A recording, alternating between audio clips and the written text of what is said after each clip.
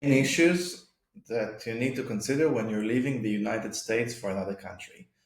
My name is Fisher. In the US, I'm qualified as an IRS enrolled agent. I'm also a tax lawyer in the UK, Ireland, Portugal, and Israel, and I've been doing cross border taxes most of my career.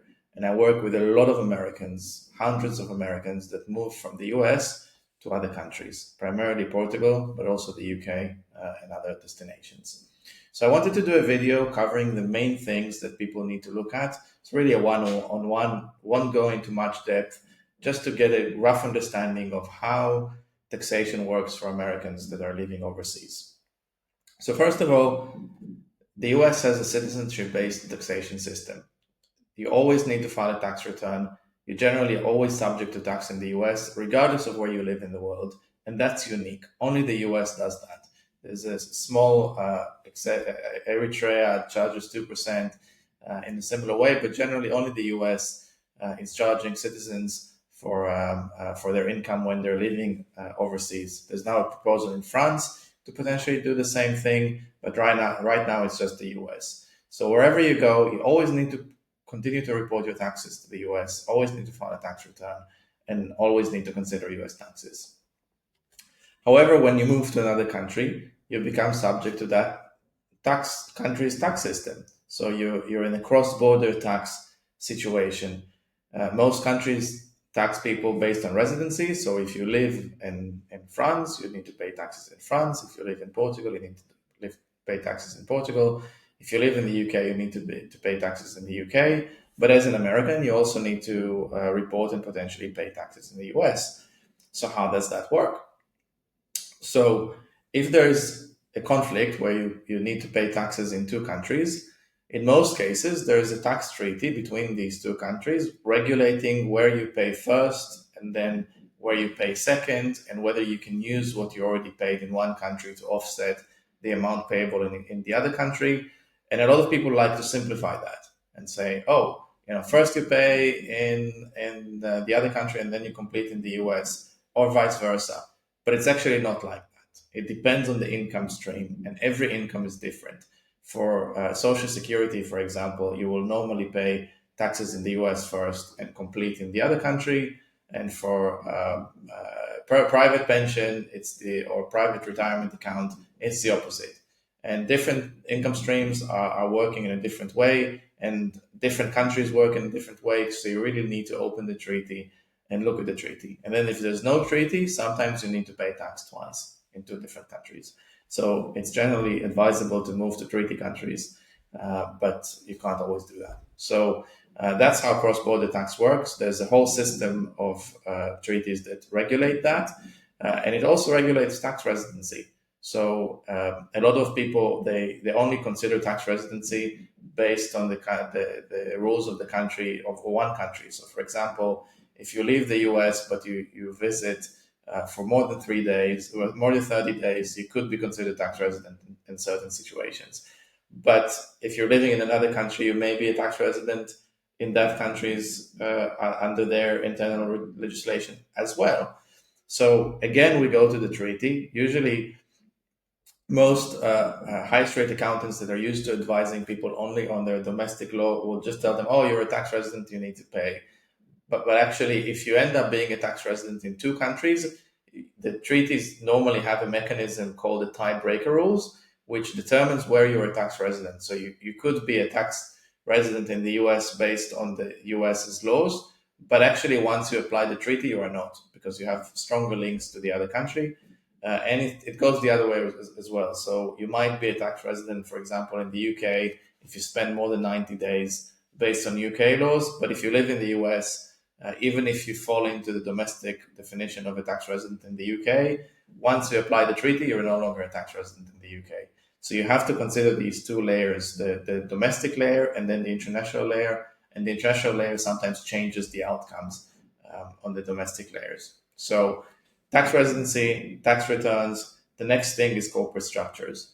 So Americans, they have, the US has this system of very unique and specific corporate structures. People use LLCs very extensively. They use S corps, they use C corps. C corps are not very unique. I mean, the most Foreign companies are similar to C corps, but S corps and LLCs are unique beasts. They don't exist in other countries in the same way. For example, an LLC that elects to be taxed as a partnership would just be a partnership in another country, but it's something between a partnership and a company. It's a company for certain purposes and then a partnership for other purposes. And different countries treat US LLCs differently. So in the US, LLC is usually transparent. It doesn't pay tax. The individuals that own the LLC pay the tax. But in other countries, the LLC is sometimes transparent and sometimes it's not transparent. For example, in Portugal, it's not transparent. In Italy, it's not transparent. In the UK, sometimes it's transparent and sometimes it's not transparent, depending on what the operating agreement of the LLC and the US state law says about that LLC. So it's very, very nuanced. And exactly how it's treated does usually require a tax lawyer to dig into the details and understand how that LLC should be treated. An S corp is usually a disaster when you move to another country, and the reason is that an S corp is in the US. It's a good structure, and CPAs like it because it essentially means that instead of paying self-employment tax on your entire income, some of the income is treated as a salary, and you need to pay Social Security for it. But some of it is treated as distributions, but it's distributions from an entity that hasn't paid corporation tax. So the S corp doesn't pay any corporation tax. And then yet when it distributes the money, there is no Social Security to pay. So it's a tax efficient structure for pure US purposes. But when you move it to another country, you open a can of worms. The salary is normally sourced in the country where you're living. So if you have an S corp and you live, for example, in the UK, and you work with that S corp in the UK, then the S corp is supposed to register a permanent establishment or a branch or a subsidiary in the UK and withhold Social Security in the UK and withhold taxes in the UK. And it's very difficult registration, and the tax outcome is quite disastrous. And then the distributions are also questionably UK sourced income because they've been generated from active work done in the UK. So generally with S corps, we just generally tell people to try and avoid them.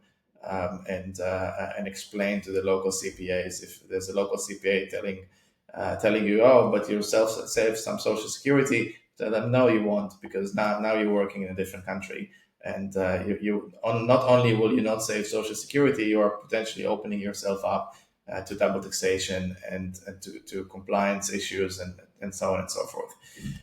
So yeah, S corps are unique in the US. They don't work when you live in other countries. LLCs are very complex. And part of the additional complexity is that you can't easily set up a foreign company as well. So setting up the company is easy, but foreign companies for Americans have their own compliance. So once you have a foreign company, it's potentially a CFC, a controlled foreign corporation, with additional filing requirements, potentially additional tax, and they're also not very desirable. So no simple way for Americans to operate companies without good advice when they live elsewhere. So I mentioned compliance. So there is foreign companies compliance. There's bank account compliance. Some banks wouldn't open bank accounts for Americans because they're just too complicated.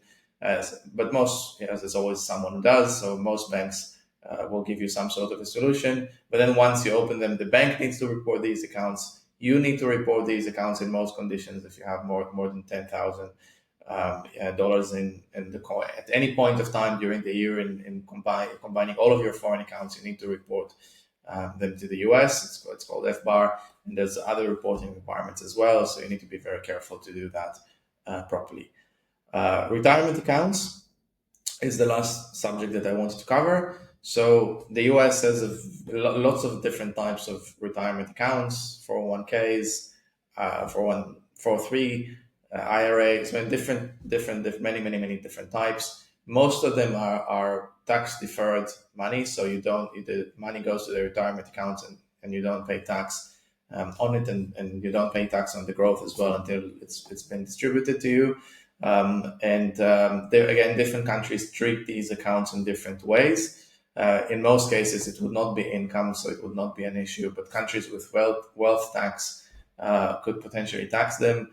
The one thing that keeps coming up and surprise Americans is that Roth IRAs are tax exempt in the US, so everyone loves them. You essentially pay the tax at one point, and then the growth and the future growth is exempt from tax. But that's the case in the US, and some countries, very few countries, respect that. Most countries don't care that the US offers tax-free treatment for Roth IRAs. They still want to tax that money, and a lot of Americans are very surprised because in their mind, I have a Roth IRA. Of course, I don't need to pay tax because I've paid tax in the past.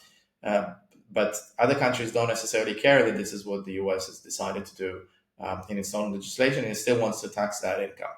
So in most cases, the initial part of the Roth where you already pay tax, you could get away with not paying again for this because you have already paid.